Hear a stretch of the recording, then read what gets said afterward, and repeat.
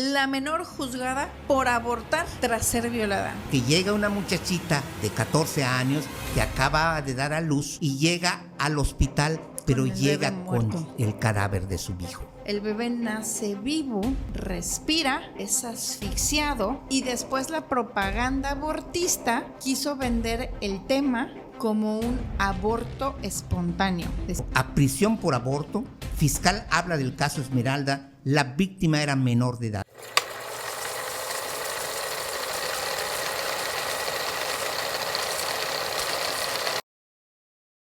Pues hola, buenas tardes, un gusto y un placer estar con ustedes otra vez. Quisiéramos hacer este programa todos los días, pero no se puede. Vamos a hacer un gran esfuerzo, ¿verdad, doctor? Para hacer por lo menos 2 al mes, estaría increíble, sobre todo porque agradecemos todo el apoyo que hemos tenido para estos programas, ¿no? Hemos tenido muchas visualizaciones y lo agradecemos y te suplico que nos ayudes, pues ya casi como los youtubers, a poner el like y a compartir con tus amigos, porque esto es cultura de vida, es cultura disidente, antipropaganda abortista. Aquí vamos a tratar de hablar de la verdad, ¿no? Y la verdad contrastando puntos de vista de un médico, de una abogada, medios de comunicación, contrastando varias notas informativas. Aquí lo importante es tratar de acercarnos a lo que en realidad pues pasa o lo que se pretende hacer con las cosas, ¿no? Entonces, hoy nos toca hablar del caso Esmeralda. No sé si recuerdan que hace unos meses, el año pasado incluso, ya fue el año pasado, una chiquita de Querétaro ahorcó a su bebé y cuando se dieron cuenta lo llevaron al hospital, ya la criatura había muerto. El fiscal llegó a decir en medios de comunicación que no habían encarcelado a la chica por el delito de aborto, sino por homicidio en razón del parentesco, porque aquí es como que muy importante decirlo. Oye, es que aborto y homicidio en razón del parentesco no son delitos iguales, son distintos. En aborto, la madre es obligada o ella por voluntad decide terminar con la vida de su hijo. Entonces, el bebé muere dentro del vientre y al momento del nacimiento, pues nace un niño muerto. Entonces, aborto, pues el niño ya nace muerto, sale muerto. En un homicidio en razón del parentesco, la madre da a luz a un bebé que respira, nace vivo y después es asesinado. Entonces, en el caso de Esmeralda estamos hablando de una criatura de término, no recuerdo cuántas semanas, ahorita el doctor nos va a dar todas las especificaciones. Es un bebé ya bastante avanzado, estaba en el 3er trimestre de la gestación, nace, da a luz la chica en su casa, el bebé nace vivo, respira, es asfixiado y después la propaganda abortista quiso vender el tema como un aborto espontáneo. Es decir, es que qué injusticia que metieron a la cárcel a una niña de 14 años por un aborto espontáneo. Y bueno, el fiscal fue valiente los primeros días, ¿no? O sea, él decía, no, o sea, el niño no fue, no estamos hablando, me encantaba porque él en un lenguaje técnico jurídico muy respetuoso decía, no estamos hablando de otro tipo penal más que del tipo penal del aborto, no, del tipo penal del homicidio en razón del parentesco, ¿no? No estamos hablando del aborto, o sea, él siempre especificaba esto, o sea, es un tipo penal distinto. Y al final, pues con toda la maquinaria de los medios de comunicación, de los políticos, tanto de Morena como del PAN, porque hasta Xóchitl Gálvez, candidata a presidente del PAN, salió a decir que Esmeralda había abortado espontáneamente. O sea, todos los políticos empezaron a reafirmar la mentira, los medios de comunicación, toda la estructura federal, y vimos cómo el fiscal fue doblado de rodillas. Yo recuerdo que estaba él sentado dando una rueda de prensa. No soy experta en leer la fisionomía, pero yo lo veía como cabizbajón. Y junto estaba Citlali Hernández, actual titular de INMujeres. y casi así de, a ver, vas a decir lo que yo digo, lo que tienes que decir, y lo doblaron. No sé, doctor, así en breve resumen, si más o menos algo me faltó. No, claro, es un buen resumen el que acabas de hacer. Déjame saludarte porque... Ay, sí, ya me entrando en el chisme.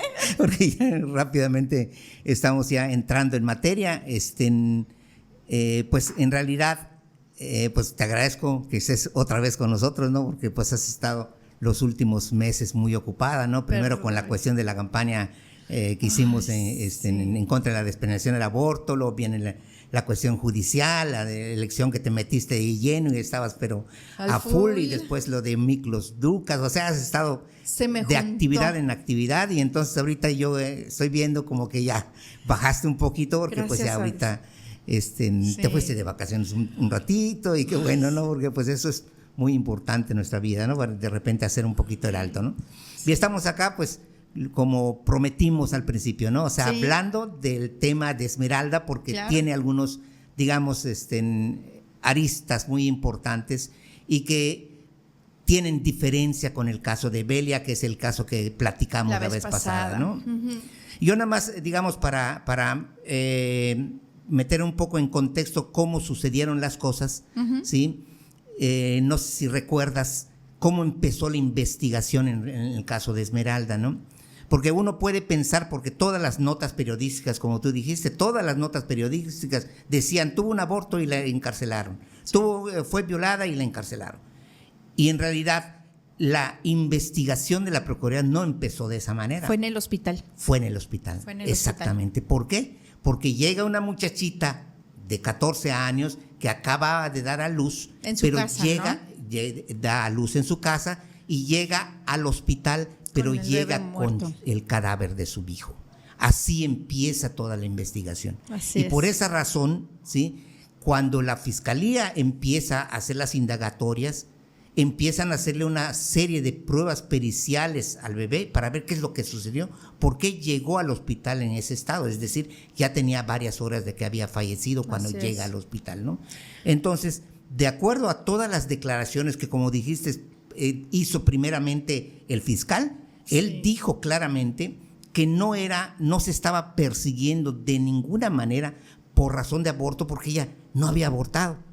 Cuando avisaron digamos a la fiscalía, ya estaba el cadáver allá, y por el cadáver es que empezaron a hacer las pesquisas, y entonces todas las, digamos, la investigación que se hizo demostró que el bebé había nacido vivo, ¿sí? Y que después de haber nacido vivo fue ahorcado por su propia madre, así lo dice, o sea, se le produjo una asfixia por ahorcamiento, y por esa razón fue que murió, y allá empezó la investigación prácticamente de la fiscalía, ¿no? Sí. Obviamente, como dices, empezaron a agarrar el caso los medios de comunicación, y ¿qué es lo que dijeron? Los lobbies y los políticos comprados, y pues empezar con la propaganda, porque aquí no nos vamos a cansar de decir que tanto en Yucatán como en Veracruz, o sea, el caso de Belia fue el caso de una mujer que asesinó a su hijo recién nacido,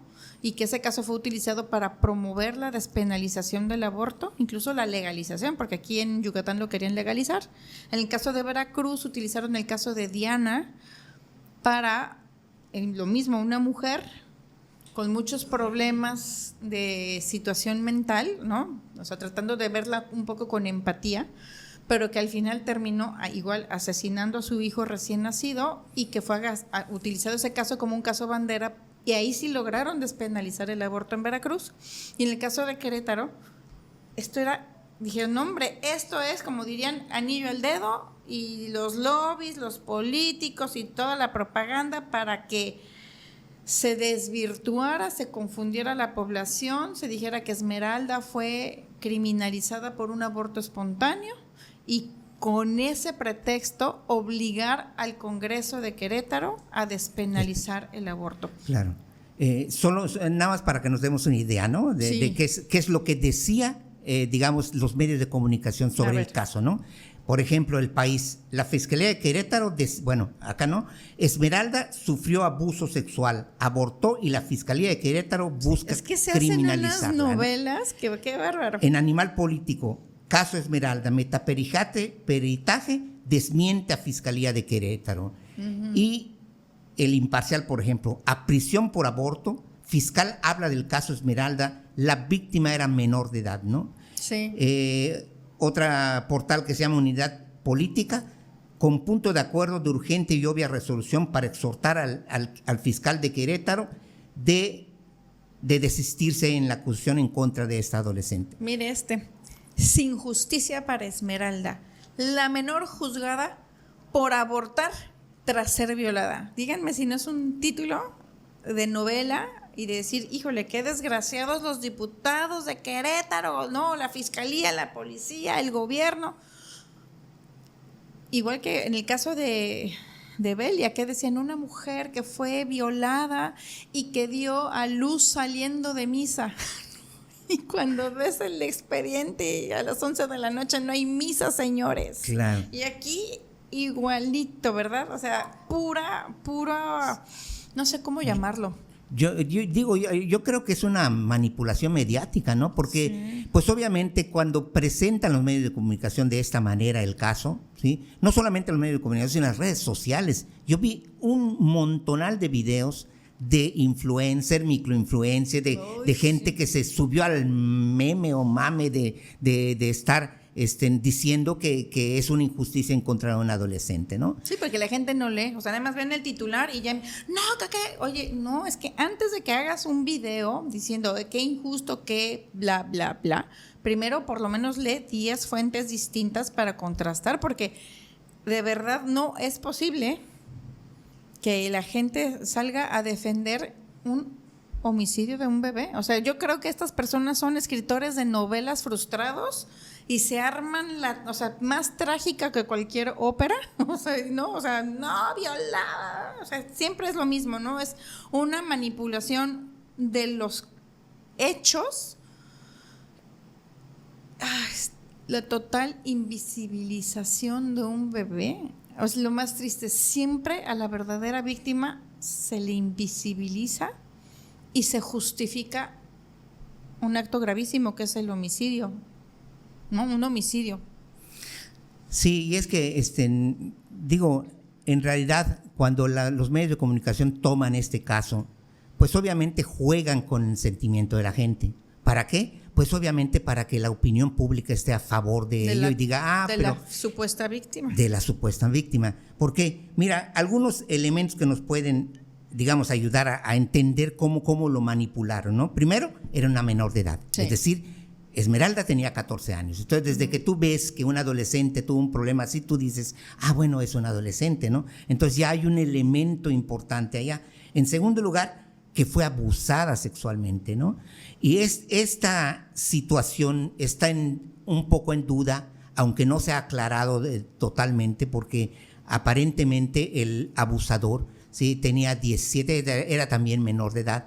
Y según la fiscalía nunca se pudo demostrar que ella haya sido abusada sexualmente. En un principio decían que era consensuado.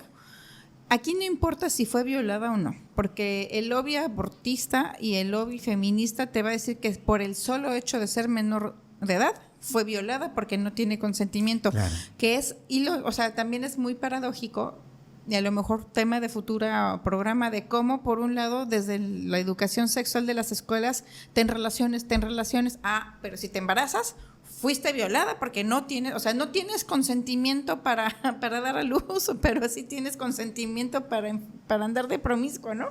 Claro, y entonces, pues eso que dices tú es muy importante porque efectivamente el muchacho también era menor de edad, tenía 17 años, ¿no? Entonces, sí, realmente esta situación quedó en duda, no se supo a ciencia cierta si fue un abuso sexual, como decían al principio, porque pudo haber sido también como una estrategia de la defensa para sacarla de la cárcel. Yo creo que fue una estrategia. Entonces, ¿cuáles son los siguientes elementos? Que abortó, dicen. Y esto ya lo habíamos discutido anteriormente, en el primer programa lo discutimos grandemente, ¿no? O sea, la adolescente Esmeralda tuvo un parto casi de término, tenía más de 36 semanas de embarazo. Ni siquiera fue un parto prematuro. Ni siquiera puedes decirte que es un parto prematuro. A partir de las 36 semanas ya el bebé ya está perfectamente maduro y pesó 3 kilos con 200 ¿no? o 300 gramos. O sea, un bebé gordito, o sea, era un bebé. Quien ya ha tenido un bebé en sus brazos sabe que es un bebé de 3 kilos 200 que ya acaba de nacer, pero pues está perfectamente completo, ¿no? Entonces, ¿cómo es posible que efectivamente los medios de comunicación sigan insistiendo de que tuvo un aborto espontáneo? Y ya lo habíamos aclarado la vez pasada, que el aborto espontáneo no es algo que esté penalizado porque es una... Sí, prácticamente natural, es una aborto natural, no es posible que lo puedan, es un hecho natural, no es posible que lo puedan penalizar de alguna manera. Lo que estaba penalizado hasta antes de toda esta... Era el aborto provocado, es el aborto provocado, no el natural, obviamente, pero la mayoría de las notas, sí, inclusive de noticieros famosos y de latinos y todo, lo trataban como tal, como si fuera... como si que hubiera abortado espontáneamente y que por esa razón la metieron a la cárcel. Sí. ¿Me explico? Allá ese es un elemento muy importante porque pues obviamente esto es una mentira que los medios de comunicación, algunos medios de comunicación, la mayoría. Pero fueron dijeron, muy poquitos, o sea, fueron solo, yo tengo registro de 3 fuentes informativas, de 3 notas informativas que transcribían textualmente al fiscal. Eran 3 contra 80. No, o sea, es muy difícil, por eso digo, o sea, sí tratan de leer 10, 20, o sea, a veces uno dice, oye, pues yo trabajo, ¿no? Pero traten de leer las fuentes y también decir, bueno, siempre hay 2 partes, ¿no? Ya leyeron la parte de Esmeralda, hay que leer la parte del fiscal, porque hay un matrimonio con bienes mancomunados entre el lobby abortista y muchos de los medios hegemónicos de información. Y vaya que es algo que duele, es muy doloroso decir, pero es un matrimonio, no bienes separados, bienes mancomunados, o sea, están así. ¿Cómo es posible que medios tan importantes hayan transmitido y promovido la mentira? O sea, eso es lo que a mí me espanta. O sea, dices, híjole, qué triste que se me cayó la venda después de los 40 años. Me hubiera encantado haber despertado a los 20, a los 15 años. Es muy feo decir, pero no podemos confiar plenamente en lo que nos dicen los medios de comunicación. Claro, sí. Y entonces, ¿qué sucede después de que se arma el escándalo? Porque este caso fue prácticamente a finales del 2023. Fue a finales del 2023, 24. Pero el escándalo sucede en octubre de 2024, cuando pues obviamente grupos feministas, grupos radicales pro aborto toman el caso y empiezan a hacer el cabildeo. Contratan, bueno, no contratan, sino una de las activistas pro aborto en esa ocasión toma el caso y hacen un disque mega peritaje del caso. Yo cuando leí que hicieron un mega peritaje, ¿de qué se trata eso de mega peritaje? ¿No? Si esa palabra Perdón, no mega peritaje, metaperitaje. Pues así le llaman. Vamos a ponerle un nombre, perdón por la palabra, vamos a ponerle un nombre requete mamón para poder... no, metaperitaje. Entonces lo que dijo el fiscal es mentira. Tienes que poner una palabra súper rimbombante para que el que está diciendo la verdad sea desechado, ¿no? O sea, metaperitaje. Y entonces empecé a investigar qué era un metaperitaje. Entonces un metaperitaje es un peritaje del peritaje, es decir, como que analizan el peritaje, pero a través del expediente. Es decir, empiezan a ver a qué horas se presentó, a qué horas dicen que falleció, entre qué hora y qué hora, etcétera. Lo único que hacen allá es analizar lo que dice el expediente para poder entonces después decir, es que en el megaperitaje que se hizo se demostró que efectivamente el bebé sí había fallecido. No solamente dicen que sí había fallecido antes de nacer, es decir, que nació muerto, ¿sí?, sino además dicen que tenía malformaciones genéticas. ¿Cómo es posible que a través de un análisis de un expediente puedan decir que el bebé tenía malformaciones genéticas? Tenían poderes supernaturales. Claro. Entonces, a través del metaperitaje decidieron ver más allá de las barreras de la realidad material y decir, vamos a ver que en el mundo de la fantasía de nuestros anhelos abortistas, no, o sea, es que de verdad, ¿cómo puedes cambiar la verdad sin siquiera decir, bueno, vamos a agarrar el cuerpo del bebé, vamos a volver a hacer una necropsia, vamos a volver a analizar? No, o sea, lees el papel, no, la realidad es que tenía una malformación y nació, o sea, ni siquiera volvieron a revisar el cuerpo de la criatura. Exactamente. Pero ¿por qué sucede esto de que no se van allá, más allá de un megaperitaje? Porque entonces viene la situación política que tú estabas comentando, ¿no? Es decir, si llega hasta la mañanera de la presidenta y la presidenta como que le ordena a Citlali Hernández que resolviera ese caso, Citlali Hernández, ¿sí? Hace negociaciones con el fiscal, cuando que un día anterior el fiscal ya había salido a decir que efectivamente varias veces, sí, o sea, la verdad es que sí hizo un mega ridículo el pobre fiscal, porque él dijo claramente que Esmeralda había, digamos, como dicen en la actualidad, desvivido a su bebé en el momento de nacer, ¿no? Sí, no, ¿sí? Fue, no sé cómo decirlo, yo no sé si hizo el ridículo, yo creo que lo doble, o sea, yo siento, digo, aquí a lo mejor sí hizo el ridículo en el sentido de que alguien diría, oye, pues si sabes que es la verdad no te dejas, ¿no? Pero no sabemos en esos niveles de gobierno cómo están, si no lo haces no solo te despido, ¿no? O sea, no sabemos el nivel de las amenazas, pero pues aquí, por ejemplo, estamos viendo, ¿no? De un medio de comunicación de los hegemónicos, Fiscalía de Querétaro desiste de acusaciones, que, ojo, que esto es muy importante, el verbo es desiste, no declara inocente. Justamente. Es desiste. O sea, muy importante. Es importante puntualizar, porque no dijo, ay, me equivoqué, el bebé venía con malformación y nació muerto, ella es inocente. No, simplemente decidió quitar la acusación. No significa que haya cambiado el dictamen de la realidad, ¿no? Claro, o sea, digo, es que se oye muy raro, así como... Sí, porque... Quédense con el verbo desiste, sí. Desiste. Sí, porque cuando hace la conferencia de prensa junto a Citlali Hernández, el fiscal, sí es cuando dice, se desiste, o sea, claro, pone sus argumentos, que si por la perspectiva de infancia, que si por la perspectiva de género, que nada más le agarran para... etcétera, etcétera. Todo ese tipo de argumentos los hace para declarar que la fiscalía se desistía de la acusación en contra de esta niña, y por esa razón, digamos, a diferencia de lo que pasó con el caso de Belia, esta niña pues prácticamente fue absuelta en el sentido de que pues ya no ejercieron en contra de ella una acción penal, ¿no? Entonces, pero incluso, o sea, desde el rostro del pobre señor, el pobre fiscal está con cara de...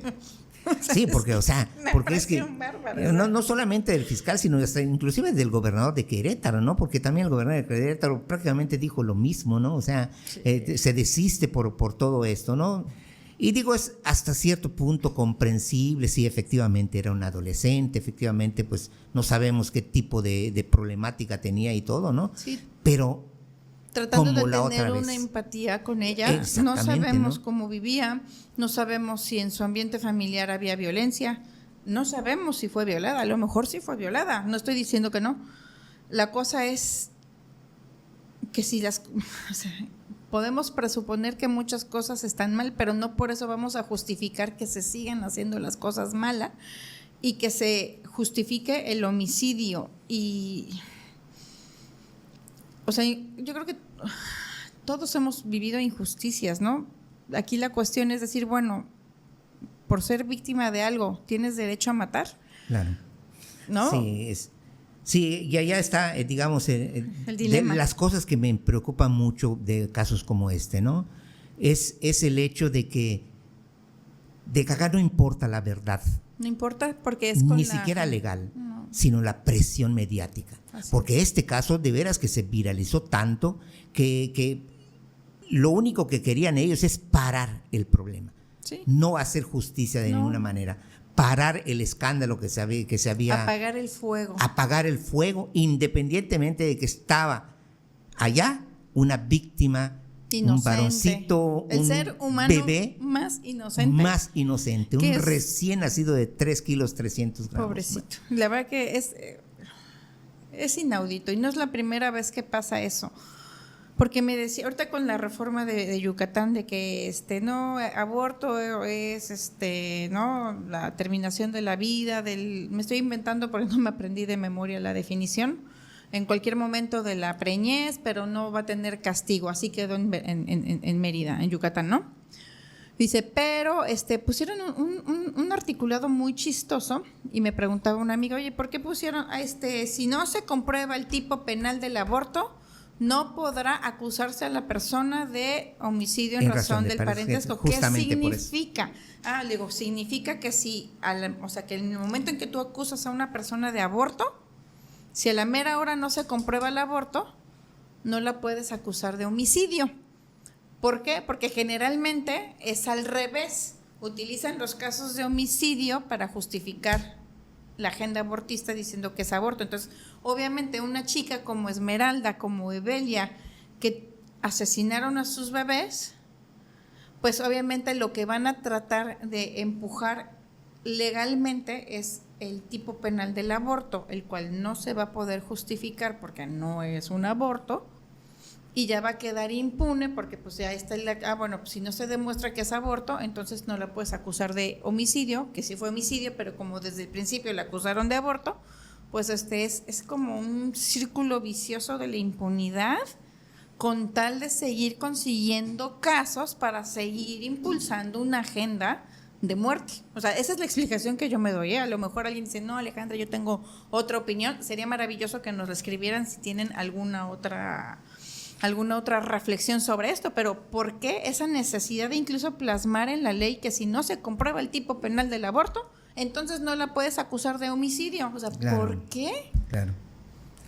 Sí, y digamos que otro punto que no sé tú cómo lo ves, ¿no? Pero para mí sí es importante, ¿no?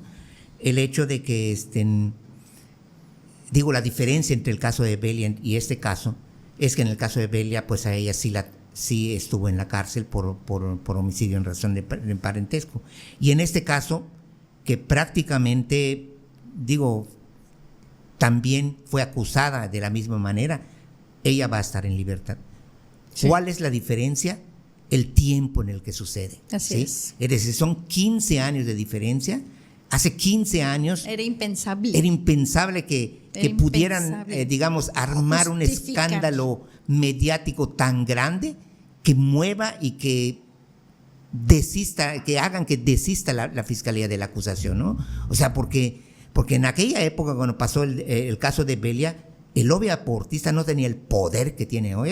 Hay algo que tenemos que reconocer, es que pues, el lobby abortista ahorita tiene mucho poder, con el feminismo radical, con el hecho de que Morena, ¿sí?, esté en el gobierno y que los gobernantes sean pro aborto, pues todo eso. De todos los partidos, de todos los partidos cuando se presenta un caso así. Unos que otros en todos los. Pero, ¿sabe qué pasa? Me encanta esta reflexión del doctor, porque es verdad, o sea, hace 15 años era impensable justificar no solo el homicidio, era impensable justificar el aborto mismo. Hoy se justifica prácticamente ambos, o sea, porque, es que no, o sea, el homicidio se justifica porque se disfraza de aborto y el aborto está prácticamente justificado ya culturalmente. Y esto tiene mucho que ver porque fundaciones como la Fundación Ford, desde el 2000, si usted, o sea, no me crean, métanse a la página de la Ford Foundation, en la página de Grants significa donativos, y pongan en la página se puede poner los donativos que han dado en México del 2005 a la fecha.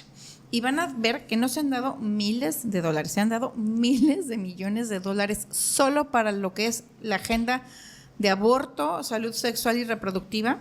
Y en el 2005 empezaron en la Ciudad de México, en secundarias, quinto y sexto de primaria y prepas, con salud sexual, talleres a maestros, talleres a alumnos, 2005. miles de millones de dólares. O sea, la Fundación Ford ha dado miles de millones de dólares, así en décadas. O sea, no llevan una década, llevan, yo creo que incluso desde antes del 2005, hicieron su experimento o su caldo de cultivo en la Ciudad de México, y hoy esa educación sexual ideológica ya no solo es en la Ciudad de México, es a nivel nacional, que desde el 2007 ya se viene implementando, ahorita pues está todavía peor con la nueva escuela mexicana. Entonces, ¿por qué cambió todo? Pues ahí está la razón. O sea, se cambió el chip de la educación de los jóvenes, y por eso lo que antes era impensable, hoy es justificable, y es lo que se llama ventana de Overton. La ventana de Overton. Por esa razón o sea, ¿por qué Belia no prosperó? O sea, no prosperó en el sentido de que se haya obligado a una reforma y que haya estado en libertad, porque hace 15 años era impensable. Con la ventana de Overton ya es culturalmente justificable. Y lo decíamos, fue exitoso el caso de Esmeralda. El doctor dice que sí, yo digo que sí y un poquito que no, ¿no? Y creo que sí sería bueno explicar por qué usted piensa que sí y por qué yo pienso que un poquito que no. Claro, exactamente. Me parece perfecto. Yo digo que sí porque Esmeralda está libre, ¿sí? Y no es que uno quiera que la criminalicen, como dicen en la actualidad, ¿no? Pero, una consecuencia. Oye, tiene que tener una consecuencia que una muchachita, aunque sea una muchachita, digamos, de una comunidad, de medios socioeconómicos bajos y todo, ahorcó a su bebé. Tendría que tener una consecuencia legal para que no sucedan este tipo de casos, porque al ratito cualquiera va a poder ahorcar a su bebé recién nacido y no va a tener ningún tipo de consecuencias, ¿no? Yo por eso digo que sí en ese sentido, ¿no? Sí, y yo digo que en ese sentido le doy toda la razón al doctor. O sea, es un triunfo para la impunidad y una falla al Estado de Derecho y un triunfo para la agenda abortista, para la agenda de muerte, porque al final se sigue justificando el homicidio. Pero también siento que es un poquito que no, porque a diferencia de Veracruz con el caso de Diana, no lograron presionar al Congreso para obligar la despenalización del aborto. Tan es así que hoy siguen presionando que quieren despenalizar el aborto y no lo han logrado, ¿no? Entonces, un poquito que, o sea, sí, es una pérdida al Estado de Derecho, pero no lograron agarrar este caso bandera para modificar el Código Penal de Querétaro, ¿no? Fíjate que tienes mucha razón en eso que estás comentando ahorita. No lo había tomado en cuenta como lo dices, ¿no? Pero sí, porque recuerdo que cuando se hace la conferencia de prensa con Citlali Hernández y el fiscal, ¿sí? ¿Cómo termina Citlali Hernández su discurso? Exhortando a los diputados, al Congreso del Estado, para que despenalicen el aborto. Ni con todo eso no lo lograron allá en Querétaro. Y eso que estamos hablando de un gobierno federal de Morena, ¿no? Haciendo esa presión a un Congreso local de mayoría panista. Y que yo creo que aquí es pues exhortarle al Partido Acción Nacional que no olviden que su única diferencia de la izquierda radical es la protección de la vida. Lo digo porque tienen gobernadoras, una gobernadora en particular, que, bueno, dos, la de Aguascalientes también, que le hacen guiños a la agenda abortista, ¿no? Guanajuato y Querétaro le hacen guiños a la agenda abortista, cuando en realidad lo único que los distingue de los demás, porque tienen los mismos problemas de corrupción y tráfico de influencias, nepotismo que todos. Entonces, si no abrazan esta agenda y de verdad pues van a ser igual que los demás. Aquí ya me salió lo político, pero en el caso de Querétaro sí hay que reconocer que ahí sí fueron fieles a su doctrina, y que por eso la gente dice, bueno, pues por lo menos en Querétaro el PAN sí es diferente. Sí es claro, diferente. Sí. Y digo, uno de los últimos puntos, no sé si alguna otra reflexión tuvieras como en este caso. Sí, yo quisiera hablar brevemente, yo sé que no podemos hacer el programa de 10 horas, sobre la perspectiva de género, ¿no? Porque en mi caso como activista, pues yo estaba muy en contra de la perspectiva de género, ¿no? Hasta que una amiga que es abogada me decía, a ver, La perspectiva de género es una herramienta que se diseñó para dar igualdad de armas, ¿no?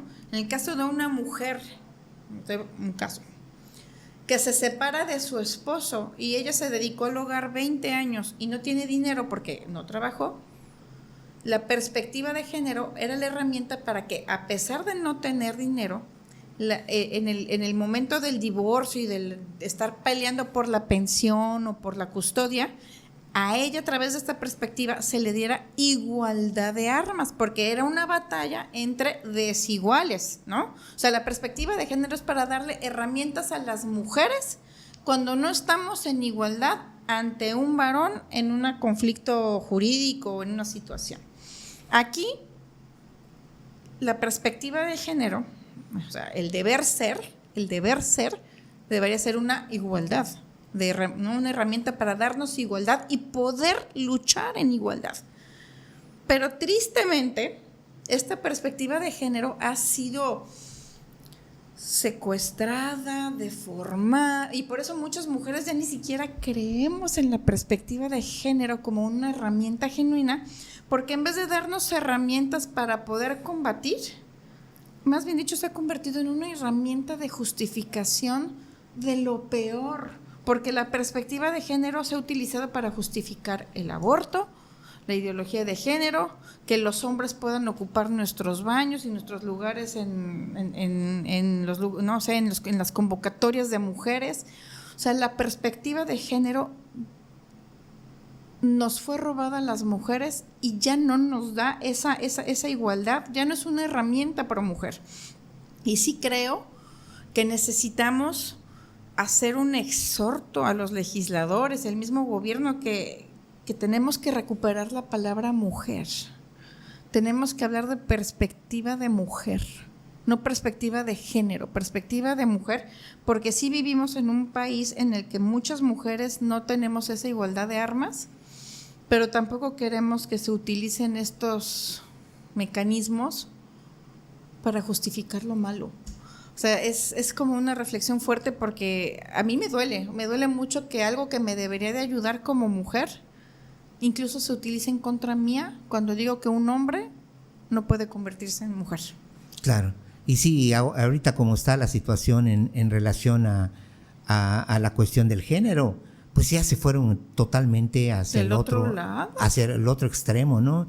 Y ahorita estamos viendo cómo muchas veces, ahorita están dando casos de mujeres que por venganza, ¿sí? Como las leyes están mucho a favor de ellas, por venganza en contra de determinadas personas, de su esposo, de su expareja, etcétera, están dañando muy gravemente al hombre, ¿no? Y eso es una realidad que, aunque no es, digamos que pasa frecuentemente, ya empezó a pasar todo este tipo de situación. Sí. Y ese es lo peligroso, cuando se está yendo hacia el otro lado y cuando se está ideologizando totalmente, de tal manera que está sirviendo para todo lo que dijiste: aborto, ideología de género, etcétera, ¿no? O incluso una persecución injusta a los hombres, ¿no? Hablamos del tema de la violencia vicaria, que yo he escuchado desde que están a favor de que sea un tipo penal en el que la mujer siempre es víctima y el hombre es el sujeto activo, desde la otra parte que dice, no, es que el sujeto activo o pasivo no importa, o sea, no debería de tener un sexo determinado, ¿no?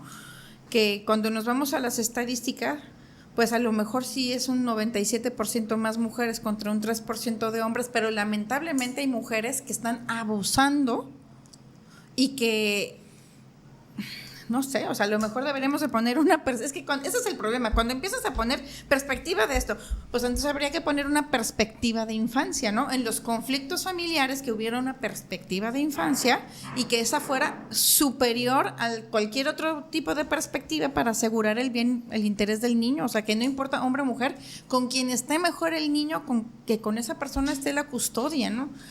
Claro. Ya nos estamos saliendo del tema, pero sí es muy injusto que no se usen bien las cosas, y creo que una posible solución sería castigar con severidad la falsedad de declaraciones.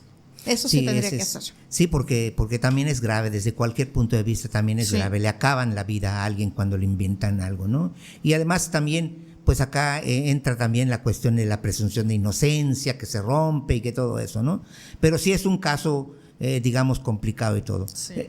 metiéndonos un poquito otra vez al tema. De regreso. Una de las últimas reflexiones que yo hacía antes de empezar, cuando estaba analizando esto, veía que uno de los problemas que está ocasionando casos como el de Esmeralda es la insensibilización de la sociedad, ¿no? Sí. O sea, que ya a nadie le importe que un bebé muera. Que un bebé muera y que su muerte quede impune. Y que su muerte pueda impune y que ni siquiera sea tomado como una víctima, ¿no? Como si que no existiera realmente, ¿no? Entonces es muy peligroso cómo la sociedad está insensibilizando el hecho de que un recién nacido puedan desvivirlo, como dicen actualmente, sin que haya un castigo por esa situación. Y no es que le estemos diciendo la cárcel, simplemente a lo mejor ser menor de edad, aplicando la perspectiva de género.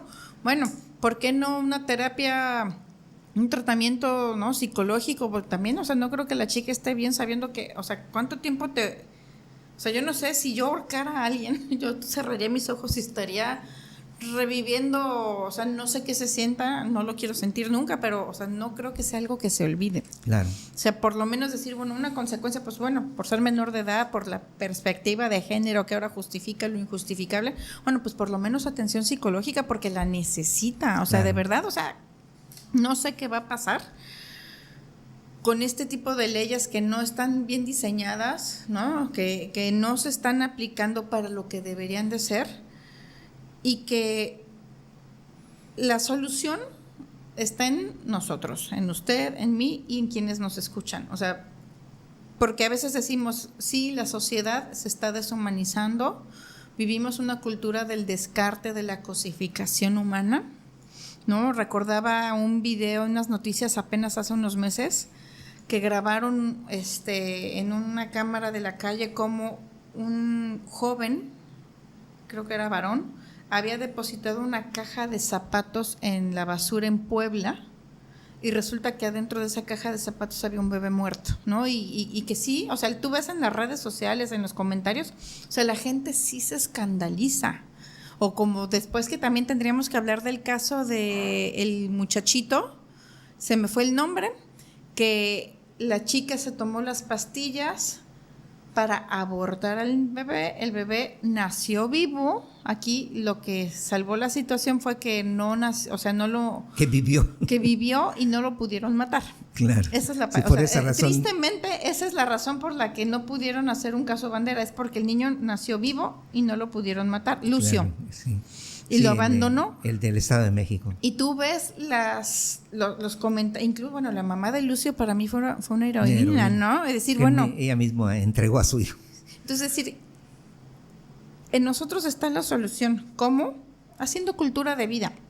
No tenemos el dinero de los medios hegemónicos de comunicación, no tenemos el dinero de la ONU, no tenemos el dinero de los gobiernos que promueven la agenda de aborto, pero nosotros nos podemos organizar y hacer lo que hacen en Jalisco, lo que hacen en Baja California, que, digo, la verdad creo que es algo que vale la pena decir, bueno, vamos a tratar de organizarnos para hacer cultura de vida. Cultura de vida, oye, que en mi iglesia, pues vamos a hacer el 25 de marzo, que es el día del niño concebido, pero no nacido, vamos a hacer una feria, una kermés, oye, hay que hacer conciertos de canciones pro vida. O sea, las canciones pro vida no tienen que ser así de aburridas, ¿no? O sea, podemos hacer, o sea, yo conocí en Veracruz raperos, gente de salsa, canciones pro vida bonitas, lindas, o sea, como dicen los jóvenes, chidas. Tenemos que hacer cultura de vida para contrarrestar todo esto, doctor, con nuestros limitados recursos. ¿A usted qué piensa? ¿Cómo podríamos sumar? Sí, es que, híjole, eso que estás comentando de la cultura de vida, pues es prácticamente a los que estamos o como activistas o que siempre hemos defendido la vida, pues lo que nos queda ahorita de que ya las leyes ya no prácticamente nos queda están de otra. O sea, nuestro objetivo debe de ser hacer cultura de vida. Así es, ¿sí? Y lo decimos con tristeza, nos encantaría decir la batalla legal. No, la batalla legal ahorita está perdida. Y con esta nueva Suprema Corte, peor. Peor tantito. Peor, porque ya ni siquiera, creo que en la Corte anterior había un ministro que era más o menos a mi juicio, Pardo Rebolledo era un ministro bastante ecuánime, no era pro vida, pero era ecuánime. Hubo algunas, objetivo, ¿no? Sí, también Ana Margarita Ríos Farjat, en una de sus sentencias, trató como, no estoy diciendo que era pro vida, no lo era, pero trató de ponerse, o sea, como que era ecuánime, ¿no? O sea, como decía, analítico, pues. Bueno, sí, no eran así de, ay, si hay que matar al niño hasta los 9 meses. No eran así. No eran así. Pero pues ya no están. Pues y sí. todos los que quedaron son ahora de izquierda radical. Sí, entonces, los que llegan peor tantito, entonces. La batalla legal ahorita está perdida. No nos queda de otra más que hacer cultura de vida en nuestro terruñito, en nuestro limitado territorio, porque no somos Rockefeller, no somos los Rothschild, no somos George Soros. Somos gente que no tenemos, o sea, vivimos al día, tenemos deudas, pagamos colegiaturas, pero si nos organizamos con quien, que sí somos muchos, o sea, nada más tenemos que organizarnos y en nuestros terruñitos hacer cultura de vida. Y yo te invito, hazlo, o sea, se pueden hacer tantas cosas. Kermés, agarremos el 25 de marzo, que a veces pasa desapercibido, o sea, es el día del niño concebido, no nacido. El día del niño por y hablar nacer. con nuestros hijos, o sea, porque esa es otra cosa. Luego no hablamos con los niños, a ver, vamos a hacer este ejercicio y a lo mejor en un principio el niño como, no, porque a mí mis hijas ya me han dicho, mamá, pero no, y de repente dices, ay Dios, o sea, no, ya no piensan igual que yo, pero pues empiezas a dialogar y habrá veces que los convenzas, habrá veces que no, pero por lo menos metes la semilla, o sea, no nos rindamos. Claro. Sí, pues digo, pues yo creo que hemos hecho buenos análisis, un buen análisis de este caso. Sí. y sobre todo los mensajes, tanto de tu parte como los que yo traté de dar pues al auditorio. Esperamos que este programa le guste a la gente, que le dé like, que siga la página. Al ratito vamos a tratar de difundir todas nuestras páginas en redes sociales para que en todos lados estemos igual. Y pues a darle, a trabajar. Este es un esfuerzo de cultura pro vida, ¿eh? O sea, exactamente. Y no van a encontrar muchos, no voy a decir, ahí somos los únicos. No, es que esperemos que sean más, ¿no? Pero no van a encontrar muchos. Así que si quieres que la cultura pro vida siga siendo promovida, pues no seas malo, danos un like, comparte, difunde y incluso mándanos algún mensajito de qué tema te gustaría que tratáramos de desmenuzar. De desmenuzar, exactamente. ¿No? Pues bueno, pues te agradezco mucho, Alejandra. Pues un placer, doctor, y nos vemos pronto. ¿Cuál va a ser el siguiente tema? Sí, ya te comento después. Ya tengo una idea. Lluvia de ideas. Okay. Tengo una idea ya te lo había comentado, ¿no? Porque pues hay cosas que son importantes, serían interesantes hablar, ¿no? Por ejemplo, de tu vida, ¿no? O sea, ¿por qué eres activista? ¿Por qué estás metida en todo? ¿No? O sea, eso a mí no solamente me intriga como tu amigo, sino además yo pienso que puede ser interesante, ¿no? Entonces lo vamos a dejar para la próxima. Bueno, pues muchísimas gracias y no se les olvide darle like, sigan la página tanto de YouTube como de Facebook, de Instagram, de TikTok, en todas las páginas estamos ahorita. Entonces, ayúdenos por favor. Muchas gracias y nos vemos pronto.